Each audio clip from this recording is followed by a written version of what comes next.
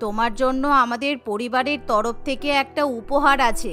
আসলে বিয়ের পর প্রত্যেক মেয়েকেই তো শ্বশুরবাড়ি থেকে উপহার দেওয়া হয়, তাই আমরাও কিন্তু তোমার জন্য একটা খুব সুন্দর জিনিস কিনেছি।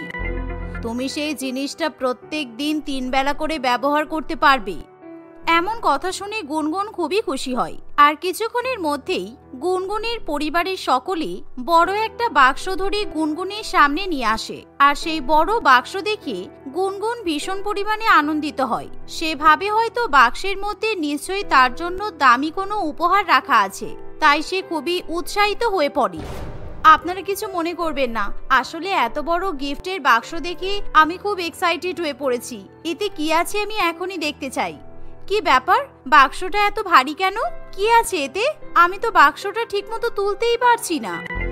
এই বলে গুনগুন যখন সেই বাক্সটা খুলি তখন সে একেবারে চমকে ওঠে, কারণ সেই বাক্সের মধ্যে একটা বড় শিলনোড়া রাখা থাকে। আর সেই শিলনোড়া দেখে গুনগুন একেবারে আকাশ থেকে পড়ে। এ কি, আপনারা আমাকে শিলনোড়া উপহার দিয়েছেন কেন? আমি বিয়ের পর প্রথমবারের মতো শ্বশুর বাড়িতে এলাম, আর আপনারা নতুন বৌমাকে শিলনোড়া উপহার দিলেন? আমি তো ভেবেছিলাম এই বাক্সের মধ্যে নিশ্চয়ই দামি কোনো বড় উপহার আছে। নতুন বৌমাকে সবাই সোনা গহনা, শাড়ি, জামা কাপড় আরো কত কি উপহার দেয়, কিন্তু আপনারা শেষ পর্যন্ত আমাকে শিলনোড়া উপহার দিচ্ছেন। আমি এই শিলনোড়া নিয়ে কি করব বলুন তো? কেন বৌমা, তুমি কি আগে কখনো শিলনোড়া চোখে দেখোনি? শিলনোড়া দিয়ে কি করা হয় তুমি জানো না? আসলে আমাদের বাড়িতে আমরা সবাই চাটনি খেতে ভালোবাসি, আর আমরা কিন্তু মিক্সার গ্রাইন্ডার ব্যবহার করি না। আমরা শিলনোড়াতেই বাটা চাটনি খেতে ভালোবাসি, তাই প্রত্যেক দিন কিন্তু আমাদের জন্য তোমাকে শিলনোড়াতে চাটনি বাটতে হবে। এমন কথা শুনে গুনগুন ভীষণ পরিমাণে চাপে পড়ে যায়, কারণ সে আগে কখনো শিলনোড়া ব্যবহার করেনি। তাই সে অত বড় বিশাল আকারের শিলনোড়া দেখে ভীত সন্ত্রস্ত হয়ে পড়ে। এমনকি ভয়ের চোটে গুনগুন কোনো কথা বলতে পারে না। তবে কিছুক্ষণ পর গুনগুন যখন শান্তনুর সঙ্গে নিজেদের ঘরে যায় তখন সে শান্তনুর সঙ্গে ঝগড়া করতে শুরু করে দেয়। আমার তো মনে হচ্ছে তোমাকে বিয়ে করে আমি ভুল করে ফেলেছি। তুমি এত বড় লোক, কত বড় একটা মাল্টি ন্যাশনাল কোম্পানিতে তুমি চাকরি করো। আমাকে বিয়ের পর সোনা গহনা উপহার দেবে তা নয়, এরকম একটা দামড়া বড় শিলনোড়া উপহার দিলে। আমি কিছুতেই শিলনোড়া ব্যবহার করতে পারি না, তাই আমি কিন্তু তোমাদের জন্য চাটনি বানাতে পারবো না। আরে আস্তে কথা বলো, বাবা মা কিংবা ভাই বোন শুনতে পেলে খারাপ ভাববে। আসলে আমাদের বাড়িতে বাবা যেটা বলে সেটাই হয়। বাবার কথার উপরে আমরা কেউ কোনো কথা বলতে পারি না। তোমার হয়তো 2-1 দিন আমাদের বাড়িতে থাকতে একটু অসুবিধা হবে, তবে দেখবে ধীরে ধীরে তোমারও থাকতে অভ্যাস হয়ে যাবে। আর চিন্তা করো না, তোমার যখন চাটনি বাটার সময় হয়নি আমি তোমাকে হেল্প করে দেবো, আর কিভাবে শিলনোড়াতে চাটনি বাটতে হয় আমি তোমাকে শিখিয়েও দেবো। এভাবে শান্তনু গুনগুনকে কোনো রকমে শান্ত করে। আর পরের দিন সকালবেলা গুনগুন যখন রান্নাঘরে যায় তখন সে প্রচন্ড পরিমাণে অবাক হয়, কারণ সেই রান্নাঘরে কোনো রকম গ্যাস ওভেন, গ্যাস চুলা কিংবা ইন্ডাকশন রাখা থাকে না। আর সেই সাথে রান্নাঘরে মাত্র কয়েকটা গুটি কয়েক বাসনপত্র রাখা থাকে, যা দেখে গুনগুন আরো বেশি ভয় পেয়ে যায়। এবার তো আমার আরো বেশি ভয় করছে। এদের বাড়িতে তো গ্যাস ওভেন কিংবা গ্যাস চুলা কিছুই দেখতে পাচ্ছি না। এরা যখন শিলনোড়াতে চাটনি বেটে খেতে পারে তখন আমার মনে হচ্ছে এরা নিশ্চয়ই মাটির উনুনে রান্না করা খাবার খায়। আমাকে কি তাহলে আজকে এরা মাটির উনুনে রান্না করতে বলবে? ঠিক এমন সময় সেখানে গুনগুনের শাশুড়ি মা সুলেখা দেবী আসে, আর তার হাতে থাকে 1 কেজি টমেটো, সেই সাথে কিছু কাঁচা লঙ্কা এবং পেঁয়াজ। বৌমা, এই নাও, বাজার থেকে একেবারে টাটকা তাজা লাল লাল টমেটো নিয়ে চলে এসেছি। তার সাথে আছে ধানি লঙ্কা, আর পেঁয়াজগুলো একেবারে আপেলের মতো দেখতে। এই টমেটো, কাঁচা লঙ্কা, পেঁয়াজ দিয়ে তুমি একেবারে ঝাল ঝাল টমেটোর চাটনি বেটে ফেলো। আজকে সকালবেলা আমি টমেটোর চাটনি দিয়ে রুটি খাবো। মা, বলছি শিলনোড়াতে টমেটোর চাটনি বাটবো সেটা আমি বুঝতে পেরেছি, কিন্তু আমি রুটি কোথায় বানাবো? না মানে আপনাদের রান্নাঘরে তো গ্যাস ওভেন কিংবা ইন্ডাকশন কিছুই দেখতে পাচ্ছি না, আর রুটি বানানোর মতো চাটু কিংবা ভাত তরকারি রান্না করার মতো হাঁড়ি কড়াই কিছুই রাখা নেই। আপনাদের রান্নাঘরের বাকি জিনিসগুলো কোথায় আছে? ওই দেখো, আমি তো তোমাকে বলতেই ভুলে গেছি। আসলে আমাদের বাড়িতে প্রত্যেক দিন রান্না বলতে শুধুমাত্র চাটনি বানানো হয়, এছাড়া কোনো রকম ভাত কিংবা তরকারি রান্না করার প্রয়োজন পড়ে না। আমরা সকাল বিকাল রাত্রিবেলা শুধুমাত্র রুটি আর চাটনি খাই। এবার তুমি হয়তো ভাবছো তুমি রুটি বানাবে কিসে, তাই তো? তোমার তো রুটি বানানোর কোনো প্রয়োজনই নেই, কারণ তোমার শ্বশুর মশাই একটা হোটেলে রুটি তৈরির কাজ করে, আর সেই হোটেল থেকে প্রত্যেকদিন তোমার বাবা অনেকগুলো করে রুটি বাড়িতে নিয়ে আসে। তাই বাড়িতে আর রুটি বানানোর প্রয়োজন পড়ে না, শুধু চাটনি বানালেই ঝামেলা মিটে যায়। শাশুড়ি মায়ের মুখে এমন কথা শুনে গুনগুন খুবই খুশি হয়। তার মানে আপনাদের বাড়িতে তো রান্না বান্নার কোনো ঝামেলাই নেই, মানে আমাকে গ্যাস ওভেন পর্যন্ত জ্বালাতে হবে না। শান্তনু বলছিল আপনারা তো আবার চা কফি কিছুই খান না। যদিও আমার একটু চা কফি খাওয়ার অভ্যাস আছে, কোনো ব্যাপার নয়, আমি ধীরে ধীরে আমার অভ্যাস ছেড়ে দেব। আসলে আমি তো এরকমই একটা শ্বশুর বাড়ি চেয়েছিলাম, যেখানে আমাকে রান্না বান্না কিছুই করতে হবে না, আমি সারাদিন শুধু শুয়ে বসে আরাম করতে পারবো। তার মানে শ্বশুর বাড়িতে আমার কাজ হলো শুধুমাত্র চাটনি তৈরি করা, এছাড়া কিছু নয়। এই বলে গুনগুন চাটনি বানাতে শুরু করে। আর এমন সময় সেখান থেকে সুলেখা দেবী চলে গেলে শান্তনু গুনগুনকে সাহায্য করার জন্য রান্নাঘরে আসে। শান্তনু, আমি তোমাকে আগেই সরি বলতে চাই, কালকে আমি তোমার ফ্যামিলিকে খুব খারাপ ভেবেছি, কিন্তু আজকে আমি খুব হ্যাপি হয়েছি এটা শুনে যে তোমাদের বাড়িতে রান্না বান্নার কোনো ঝামেলাই নেই। তোমার বাবা হোটেল থেকে রুটি নিয়ে আসে আর বাড়িতে শুধুমাত্র চাটনি বানাতে হয়, তাহলেই খাওয়া দাওয়ার ঝামেলা শেষ।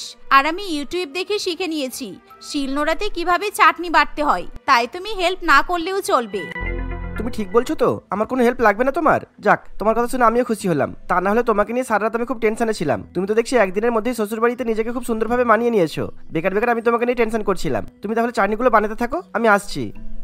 এই বলে শান্তনু সেখান থেকে চলে যায়। আর গুনগুন যখন টমেটো চাটনি বানাতে যাবে, এমন সময় সেখানে গুনগুনের শ্বশুর মশাই শ্যামলবাবু আসে, আর তার হাতে একটা বড় ব্যাগ থাকে। বৌমা, আমার কিন্তু টমেটো খেতে ভালো লাগে না, আর তোমার শাশুড়ি মা একেবারে আমার বিপরীত। তোমার শাশুড়ি মা আবার টমেটোর চাটনি ছাড়া অন্য কোনো চাটনি খায়ও না, আর সেই জন্য বাজার থেকে টমেটো ছাড়া অন্য কিছু নিয়ে আসতেও চায় না। আর সেই জন্যই আমাকে প্রত্যেকদিন আলাদা করে আবার বাজারে যেতে হয়। এই নাও, এই ব্যাগের মধ্যে ধনে পাতা আছে, পুদিনা পাতা আছে, কাঁচা আম আছে, বাদাম আছে, পোস্ত আছে, আমলকি আছে, আর একেবারে সবুজ সবুজ কাঁচা লঙ্কাও আছে, আর গাজরও আছে। তুমি কমপক্ষে 7-8 রকমের চাটনি বানিয়ে ফেলো, কেমন? শ্বশুর মশাইয়ের কথা শুনে গুনগুন একেবারে আকাশ থেকে পড়ে, কারণ সে ভেবেছিল শুধুমাত্র টমেটোর চাটনি বানালেই আজকের মতো তার কাজ শেষ হয়ে যাবে। কিন্তু এখন শ্বশুর মশাই তাকে কমপক্ষে 8 রকমের চাটনি তৈরি করতে বলে। আর যা শুনে গুনগুনের মাথা বনবন করে ঘুরতে থাকে। আর ততক্ষণে যেহেতু শান্তনু বাড়ি থেকে বেরিয়ে যায়, তাই গুনগুন কারোর কাছ থেকে সাহায্য চাইতে পারে না। সে একা একা বিভিন্ন রকম চাটনি বানাতে শুরু করে দেয়। তবে প্রথমবার শিলনোড়া ব্যবহার করতে গুনগুনের ভীষণ পরিমাণে অসুবিধা হয়। তবুও সে কোনো রকমে 10 রকমের চাটনি বানিয়ে শ্বশুরবাড়ির সবার সামনে পরিবেশন করে। মা, আজকে কিন্তু আমি 10 রকমের চাটনি বানিয়েছি। শিলনোড়াতে প্রথমবার চাটনি বানাতে আমার খুব অসুবিধা হয়েছে, তবে আশা করছি আমার হাতের চাটনি আপনাদের খুব ভালো লাগবে। আর এই যে রান্নাঘরে একটা প্যাকেটে রুটি রাখা ছিল, আমি রুটিগুলোও নিয়ে এসেছি। বৌমা, তুমি 10 রকমের চাটনি বানিয়েছো ঠিকই, কিন্তু আমার পছন্দের চাটনিটাই তো এখানে নেই। আমি তো বাজার থেকে আজকে 3 কেজি কাঁচা লঙ্কা নিয়ে এসে দিয়েছিলাম, আর তুমি লঙ্কার চাটনিটাই তো বানাওনি। লঙ্কার চাটনি ছাড়া আমি তো কিছুতেই রুটি খেতে পারি না। তুমি লঙ্কাগুলো কি করেছো শুনি? শ্বশুর মশাইয়ের মুখে এমন কথা শুনে গুনগুন একেবারে চমকে ওঠে। আসলে বাবা, আমি সত্যিই বুঝতে পারিনি যে আমাকে লঙ্কা চাটনিও বানাতে হবে। আমি তো সবগুলো চাটনিতে 2-1টা করে কাঁচা লঙ্কা দিয়েছি। আপনি যদি আমাকে আগেই বলে দিতেন, তাহলে আমি নিশ্চয়ই লঙ্কা চাটনিও বানাতাম। তুমি তো একবার তোমার শাশুড়ি মাকে জিজ্ঞাসা করে নিতে পারতে। যাই হোক, আর হ্যাঁ, 3 কেজি লঙ্কা দিয়ে চাটনি বানাবে কিন্তু। এমন কথা শুনে গুনগুন চুপচাপ রান্নাঘরে যায়, আর সে কাঁচা লঙ্কা দিয়ে চাটনি বানাতে শুরু করে। কিন্তু শিলনোড়াতে কাঁচা লঙ্কা বাটার সময় তার হাতে ভীষণ পরিমাণে জ্বালা পোড়া হয়। তবুও সে কষ্ট করে চাটনি বেটে শ্বশুর মশাইকে খেতে দেয়। আর শ্যামলবাবু এবার খুশি হয়ে বিভিন্ন রকম চাটনি দিয়ে অনেকগুলো রুটি খেয়ে চলে যায়। এভাবেই দেখতে দেখতে সবার খাওয়া দাওয়া হয়ে গেলে সবাই যে যার মতো ঘরে চলে যায়। কিন্তু গুনগুন যখন রুটি খেতে বসে, তখন তার 2 হাতে ভীষণ পরিমাণে জ্বালা পোড়া শুরু হয়। ওরে বাবা, আমার 2টো হাত ভীষণ জ্বালা করছে। এতক্ষণ ধরে তো অল্প অল্প হাত জ্বালা করছিল, কিন্তু হঠাৎ করে হাতের জ্বালা এত বেড়ে গেল কেন? একটু বরফ জলে হাত ডুবিয়ে রাখলে মনে হচ্ছে শান্তি পাবো। এই বলে গুনগুন রান্নাঘরে গিয়ে ফ্রিজ খোলে, কিন্তু সে দেখে যে বাড়ির ফ্রিজ পুরোপুরিভাবে বন্ধ অবস্থাতে পড়ে আছে। আসলে যেহেতু তার শ্বশুরবাড়িতে রান্নাবান্নার প্রয়োজন পড়ে না, তাই তারা কখনোই ফ্রিজ ব্যবহার করে না। আর তারা প্রত্যেকদিন চাটনি বানানোর জন্য বাজার থেকে টাটকা টাটকা উপকরণ কিনে নিয়ে আসে। তাই বাধ্য হয়ে গুনগুন পাশের বাড়ি থেকে বরফ নিয়ে এসে বরফ গলা জলে 2 হাত চুবিয়ে রেখে দেয়। এতে করে গুনগুন একটু শান্তি পায়। এভাবেই 2 ঘন্টা কষ্ট পাওয়ার পর গুনগুনের হাতে জ্বালা কমে। কিন্তু দুপুরবেলা আবার গুনগুনের শাশুড়ি মা তাকে 10-12 রকমের চাটনি বানাতে বলে, আর তার মধ্যে লঙ্কার চাটনিও থাকে। তাই বাধ্য হয়ে গুনগুনকে এবার সারাদিন শ্বশুর বাড়িতে নানান রকমের চাটনি বানাতে হয়। এভাবে প্রায় 1 সপ্তাহ কাটে। আর প্রত্যেকদিন চাটনি বানাতে গিয়ে গুনগুনের 2 হাতের অবস্থা একেবারে খারাপ হয়ে যায়। এমনকি তার 2 হাত থেকে চামড়া উঠতে শুরু করে। বলছি মা, আজকে আমার হাতের অবস্থা ভীষণ খারাপ। দেখুন না, 2 হাত থেকে কেমন যেন চামড়া উঠে উঠে আসছে। তাই বলছিলাম যে আজকে যদি আমি চাটনি না বানিয়ে আপনাদের জন্য ভাত তরকারি কিংবা অন্য কোনো খাবার রান্না করি তাহলে কি সমস্যা হবে? আমি স্টোর রুমে দেখেছি ওখানে একটা গ্যাস ওভেন আছে। ভুলেও এরকম কথা আর মুখে উচ্চারণ করবে না। শুধু শুধু ভাত তরকারি রান্না করতে গেলে কত খরচ হবে তুমি জানো? আমরা কিন্তু টাকার অপচয় করতে পছন্দ করি না। আমরা প্রত্যেক দিন চাটনি দিয়ে রুটি খাই কেন জানো? যাতে খুব কম খরচে আমাদের সংসার চলে যায়। আমাদের 1 মাসে 3000 টাকাও খরচ হয় না। আর তোমার বাবা ওই হোটেলে কাজ করে কেন জানো? শুধুমাত্র ফ্রিতে যাতে আমরা রুটি খেতে পারি সেই জন্য। টাকা পয়সার সাশ্রয় করতে শেখো, ভবিষ্যতের জন্য টাকা জমাতে শেখো। আর হ্যাঁ, আমাদের বাড়িতে থাকতে হলে তোমাকে প্রত্যেক দিন চাটনি বানিয়ে আমাদেরকে খাওয়াতে হবে। আর যদি চাটনি বানাতে না পারো তাহলে যাও বাপের বাড়িতে গিয়ে বসে থাকো। শাশুড়ি মায়ের মুখে এমন কথা শুনে গুনগুনের ভীষণ পরিমাণে খারাপ লাগে। তাই সে চুপচাপ চোখে জল নিয়ে রান্নাঘরে চলে যায়। এতদিন পর্যন্ত আমি ভেবেছি আমার শ্বশুরবাড়ির লোকেরা চাটনি খেতে ভালোবাসে বলে সবাই মিলে চাটনি নিয়ে এরকম পাগলামি করে। কিন্তু এখন আমি বুঝতে পারলাম শুধুমাত্র টাকা পয়সা বাঁচানোর জন্য এরা চাটনি দিয়ে রুটি খায়। এ তো আমি অদ্ভুত পরিবারে এসে পড়েছি। আমি এখন এই হাতে কিভাবে চাটনি বাটবো কিছুই তো বুঝতে পারছি না।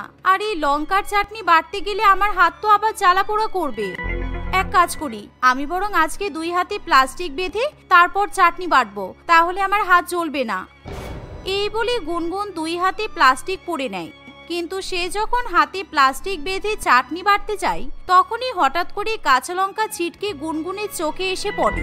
আর প্রচন্ড জ্বালা যন্ত্রণায় গুনগুন কাতরাতে শুরু করে। এমনকি তার 2 চোখ একেবারে রক্তাক্ত হয়ে ওঠে। আর যেহেতু সে ভীষণ পরিমাণে কান্নাকাটি শুরু করে তাই সবাই মিলে গুনগুনকে হসপিটালে নিয়ে যায়। এমনকি খবর পেয়ে গুনগুনের বাবা মাও হসপিটালে এসে পৌঁছায়। আপনারা আমার মেয়ের উপর এইভাবে অত্যাচার করলেন, আমি আপনাদের নামে পুলিশ কমপ্লেন করব। আমি সব খবর পেয়ে গেছি। এই 10-15 দিন আপনারা আমার মেয়েকে একবার পেট ভরে খাবারও খেতে দেননি। আর আমরা শুনেছি আপনাদের বাড়িতে ভাত তরকারি কিছুই রান্না করা হয় না। আপনারা প্রত্যেকদিন রুটি আর চাটনি খান। আর আপনারা জোর করে প্রত্যেকদিন আমার মেয়েকে দিয়ে বিভিন্ন রকমের চাটনি তৈরি করান। আমি এখনই পুলিশে কমপ্লেন করব। বাবা, দয়া করে তুমি এরকম করো না। আর আমার শ্বশুর বাড়িতে আমার উপর কেউ অত্যাচার করেনি। আমার শিলনোড়াতে চাটনি বাটতে ভালো লাগে, তাই আমি প্রত্যেকদিন সবার জন্য চাটনি বানাই। আর হ্যাঁ, আমার শ্বশুর বাড়ির লোকেদের মতো আমারও কিন্তু চাটনি দিয়ে রুটি খেতে ভালো লাগে। তাই তোমরা দয়া করে এখান থেকে চলে যাও। আমি এখন ঠিক আছি। আমি আমার পরিবারের সঙ্গে বাড়িতে ফিরে যেতে চাই। গুনগুন এরকম ভাবে মিথ্যা কথা বলে তার শ্বশুর বাড়ির পরিবারকে বাঁচিয়ে নেয়। আর এরকম পরিস্থিতিতে গুনগুনের ভালো মানসিকতা দেখে তার শ্বশুর বাড়ির পরিবার নিজেদের ভুল বুঝতে পারে। তাই সেদিনের পর থেকে তারা আর গুনগুনকে শিলনোড়াতে চাটনি বাটার জন্য জোর করে না। এমনকি তারা সবাই মিলে কিপটামি করা ছেড়ে দেয়। তাদের বাড়িতে এখন সাধারণ ভাত ডাল রুটি তরকারি রান্না হয়। আর বাড়িতে যদি কারো চাটনি খাওয়ার ইচ্ছা হয় তাহলে গুনগুন মিক্সার গ্রাইন্ডার ব্যবহার করে চাটনি বানায়। এভাবে গুনগুন হাসি খুশি শ্বশুর বাড়িতে বসবাস করতে থাকে।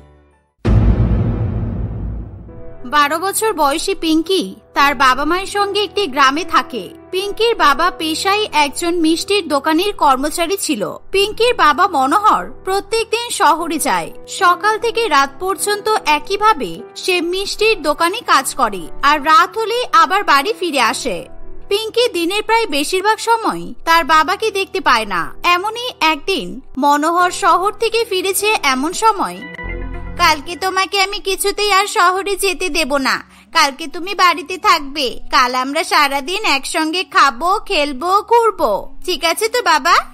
কেন, কাল কি আছে শুনি? তোর মাথায় মাঝে মধ্যে কি চাপে বলতো? আমি যে কাজ করি তাতে কি কোনো ছুটি থাকে? সেটাই তো, ছুটি থাকবে না কেন? কালকে তো রবিবার, কালকে সবার ছুটি, তাহলে তুমি কেন কালকে কাজে যাবে? আমি কাল কিছুতেই তোমাকে কাজে যেতে দেব না। আমি কি কোনো বড় অফিসে চাকরি করি যে সপ্তাহে একদিন করে ছুটি পাবো? মিষ্টির দোকান কি কখনো বন্ধ থাকে দেখেছিস? আর রবিবার তো আমাদের দোকানে সবচেয়ে বেশি ভিড় হয়। কত লোক বাড়িতে ভালো মন্দ খায়, কেউ কেউ আবার অতিথিদের বাড়িতে মিষ্টি নিয়ে যায়। রবিবারে আমাদের অনেক কাজ থাকে। না না না, আমি কাল কিছুতেই তোমাকে কাজে যেতে দেব না। কালকে তুমি আমার সঙ্গেই থাকবে। তুমি আমাকে বলেছিলে মাছ ধরা শেখাবে, এখনো তো শেখালে না। কালকে আমি শিখবো। পিঙ্কি তাদের একমাত্র মেয়ে। তারা গরিব হলেও তারা নিজেদের মেয়েকে একেবারে রাজকুমারীর মতো রেখেছে। পিঙ্কি যখন যা চাই মনোহর এবং পম্পা নিজেদের সামর্থ্য মতো সেটা এনে দেওয়ার চেষ্টা করে, কিন্তু এই মুহূর্তে মনোহর এবং তার স্ত্রী পম্পা কেউই বুঝে উঠতে পারে না এবার তারা কিভাবে পিঙ্কিকে সামলাবে। তুই একটু শান্ত হয়ে বস না, এভাবে বাবাকে জোর করিস না। আমি বাবাকে বলে দিচ্ছি কালকে যেন কাজ থেকে ফেরার সময় ওই দোকানের সবচেয়ে দামি মিষ্টিগুলো নিয়ে আসে। সত্যি বলছো? ওই দোকানের সবচেয়ে দামি মিষ্টিগুলো তুমি বাবাকে আনতে বলবে? বাবা যদি না আনে? আনবে না মানে? নিশ্চয়ই আনবে। বাবার রাজকুমারী চেয়েছে বলে কথা, তাই বলছি তুই বাবাকে কালকে কাজে যাওয়া থেকে আটকাস না, কেমন? বাবা যেই মিষ্টিগুলো আনবে সেগুলো তো আমাদের গ্রামে কোথাও পাওয়া যায় না। সেই মিষ্টিগুলো খেয়ে যখন আমি আমার বন্ধুদেরকে বলবো না, ওরা তো হিংসায় চলে যাবে। শহরের দামি মিষ্টি খেতে পারবে ভেবে পিঙ্কি ভীষণ খুশি হয়। পরের দিন সে তার বাবাকে আর কাজে যাওয়া থেকে আটকায় না। পম্পা মনোহরকে মনে করিয়ে দেয় যে বাড়ি ফেরার সময় তাকে মিষ্টি নিয়ে ফিরতে হবে।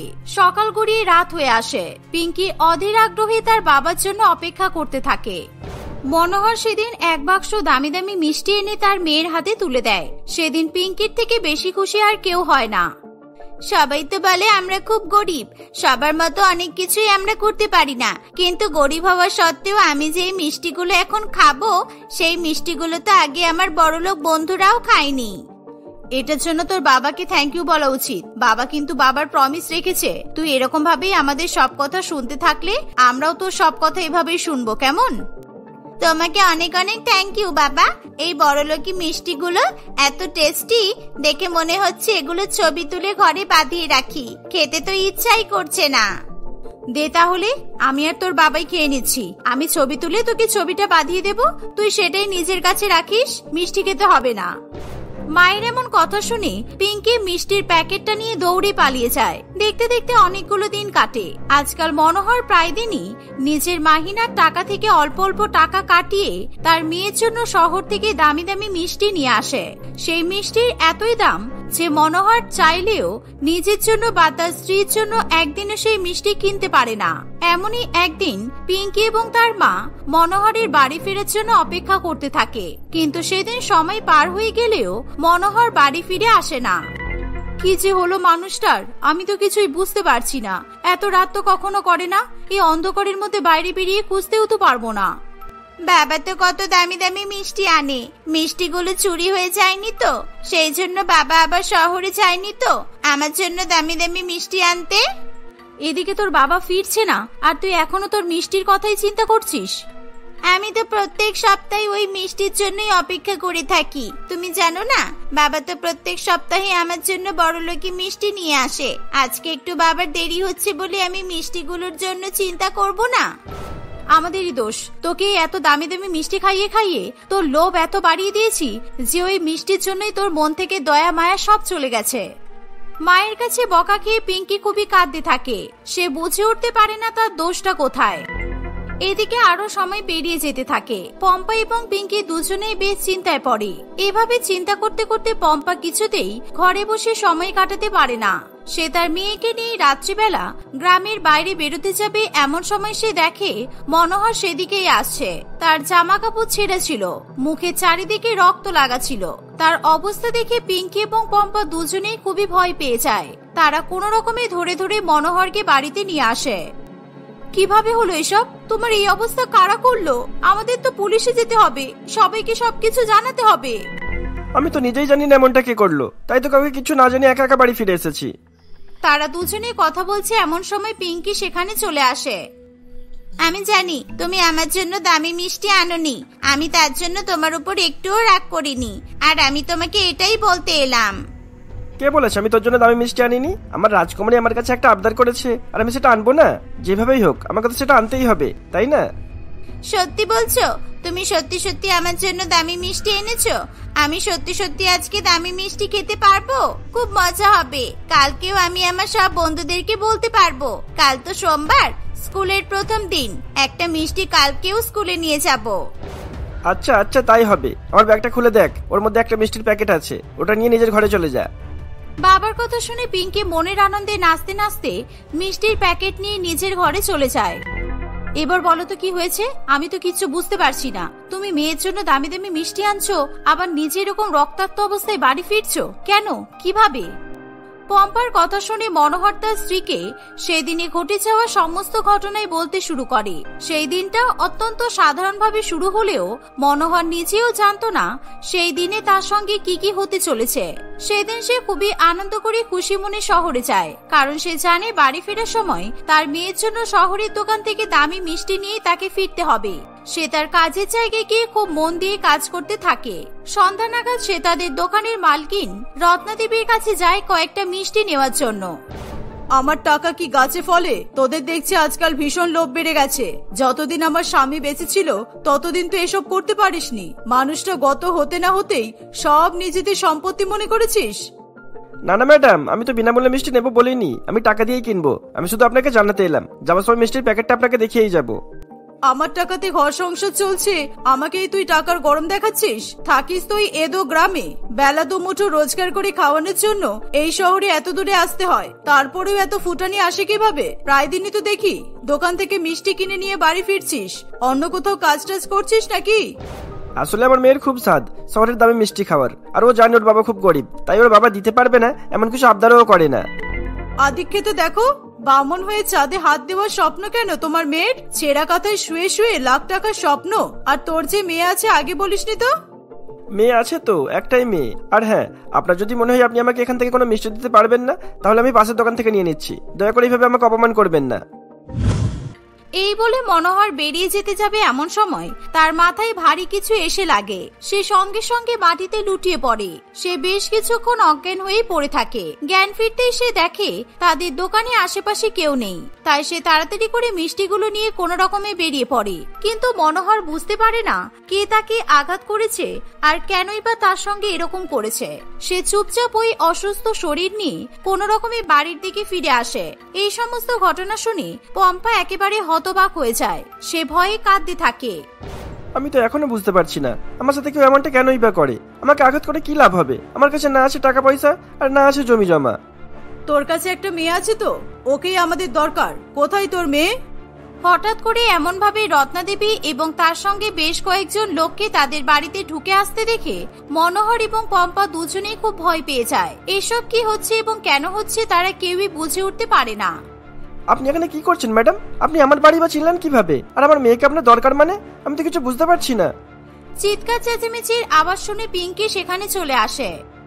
আমাকে কোথায় নিয়ে যাবার কথা বলছো মা? কে নিয়ে যাবে? বাবা নিয়ে যাবে? এরা কারা? এই পিঙ্কি, তুই ঘরে যা, এক্ষুনি যা। তোকে বাইরে আসতে কে বলেছে? যা বলছি ভেতরে। রত্নাদেবী পিঙ্কির হাত ধরে তাকে আটকে দেয়। পিঙ্কি মা, তুমি এখানেই দাঁড়াও। তোমাকে তো আমাদের সঙ্গে যেতে হবে, খুব মজা হবে। আমরা তোমাকে প্রত্যেক দিন দামি দামি মিষ্টি খাওয়াবো। এখানে থেকে তুমি যা মিষ্টি খেতে পারো তার থেকে 100 গুণ বেশি মিষ্টি খেতে পারবে। তুমি শুধু একবার আমাদের সঙ্গে যেতে রাজি হয়ে যাও। কোথায় নিয়ে যাবেন সেটা তো বলুন। আর কেনই বা আপনি আমার মেয়েকে নিয়ে যেতে যাবেন? সেই জন্যই বুঝি আমাকে আঘাত করেছিলেন, কিন্তু এসবের কারণটা কি? আমি যে গ্রামে থাকি সেই গ্রামে মেয়েদের সংখ্যা প্রচুর কম। আসলে সেই গ্রামে কারোর কন্যা সন্তান হলেই তাদেরকে হয় মেরে ফেলা হয়, আর না হলে জ্যান্ত মাটিতে পুঁতে দেওয়া হয়। এই প্রথা চলতে চলতে গ্রামে মেয়েদের সংখ্যা এতই কমে গেছে যে আমার নিজের প্রাপ্তবয়স্ক ছেলের বিয়ের জন্য আমি মেয়ে পাচ্ছি না। আর সেই কারণেই আপনার মনে হলো আমার মেয়েকে আমি আপনার ছেলের সাথে বিয়ে দিতে রাজি হয়ে যাব? কিন্তু আমার মেয়েই বা কেন? তুমি দেখতে শুনতে বেশ শক্ত সামর্থ্য। এতদিন ধরে আমাদের দোকানে কাজ করছো, আজ অব্দি তোমাকে কখনো অসুস্থ হতে দেখিনি। ভাবলাম তোমার যে মেয়ে হবে সেও হয়তো তোমার মতোই হবে। তাই তোমার কথা শোনা মাত্রই আমি কালকেই তোমার মেয়েকে আমার ছেলের বউ বানাবো বলে সিদ্ধান্ত নিয়েছি। আমাদের সাথে থাকলে তোমার মেয়ে যা চাইবে তাই করতে পারবে। প্রত্যেকদিন সুস্বাদু খাবার আর শহরের দামি দামি মিষ্টিও খেতে পারবে। এই বলে রত্নাদেবী এবং তার লোকজন ঘরের ভেতরে ঢুকে পিঙ্কিকে ধরতে যাবে এমন সময় তাদের গ্রামের সবাই সেখানে জড়ো হয়ে আসে। সমস্ত কথা শুনে সব ঘটনা জানার পরে গ্রামের লোকজন গণধোলাই দিয়ে রত্নাদেবী এবং তার লোকেদেরকে সেখান থেকে তাড়িয়ে দেয়, আর এটাও বলে দেয় যে এরপরে যদি কোনোদিন রত্নাদেবী কিংবা তার দলের কাউকে ওই গ্রামে দেখা যায় তাহলে সেদিনই তাদের জীবনের শেষ দিন হবে। কিন্তু তোমরা জানলে কি করে আমাদের বাড়িতে এইসব হচ্ছে? আমরা তো কাউকে কিছু জানানোর সুযোগই পাইনি। তোমরা সুযোগ পাওনি তো কি হয়েছে? তোমার মেয়ে ওর ঘরের জানলা দিয়ে বেরিয়ে আমাদের সবার বাড়িতে জানিয়ে এসেছে। ওর বিচক্ষণতার জন্য আজ তোমরা সবাই এত বড় বিপদের হাত থেকে বাঁচলে। তুই সত্যিই আমাদের রাজকুমারী বটে, কথা দিচ্ছি এবার থেকে আমি আর শহরে যাব না। এই কবছর কাজ করে আমি যত মিষ্টি বানানো শিখেছি সব গ্রামেই বানাবো, আর গ্রামেই নিজের দোকান খুলবো। তারপর তুই যখন বলবি, যেদিন বলবি, আমি তোর সাথে ছুটি কাটাতে পারবো, আর মন ভরিয়ে তোকে শহরের দামি দামি মিষ্টি খাওয়াতে পারবো। এই কথা শুনে পিঙ্কি খুবই খুশি হয়। মনোহর যেমন কথা দেয় তেমনই কাজ করে। তারপর থেকে তাদের জীবনে সুখ শান্তি এবং স্বাচ্ছন্দ্যের আর কোনো অভাব থাকে না।